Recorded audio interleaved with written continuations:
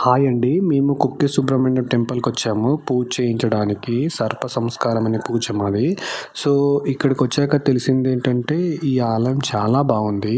Actually ఎప్పుడూ ఈ కొండపైన వర్షం కురుస్తూనే ఉంటదంట. సో, మేమొచ్చాక కూడా వాన వచ్చింది. చూడండి, మీరు చుట్టూ చూస్తుండ్రు కదా! వాన మంచుతో అంతా నిండిపోయింది. సో, ఈ రోడ్ ఉంది కదా! ఈ రోడ్ ఆలయంకెళ్ళే దారి.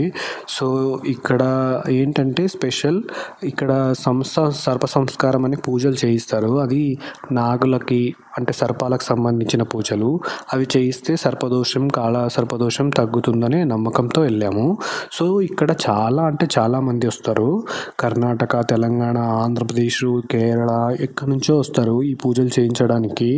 సో, ఈ ఆలయం వెనుక ఆ కొండ చూస్తే ఒక సర్పంలానే ఉంది.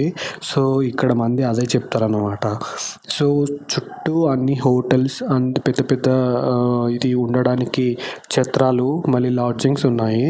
సో, మీరు అక్కడికి ఒకసారి వెళ్తే ఈ కుక్కే సుబ్రహ్మణ్యం దర్శనం చేసుకొని వెళ్ళిపోండి. చాలా అంటే చాలా పవర్ఫుల్ గాడ్. అండ్ మీకు అక్కడ ఏదైనా ట్రిప్‌కి వెళ్తే అక్కడ ట్రెక్కింగ్స్, ఇంకా మీరు అడ్వెంచరస్ చేయాలని ఏదన్నా అడ్వెంచరస్ స్పోర్ట్స్ ఉంటాయండి. ఇక్కడ ట్రైన్ కూడా అవైలబుల్ ఉంది.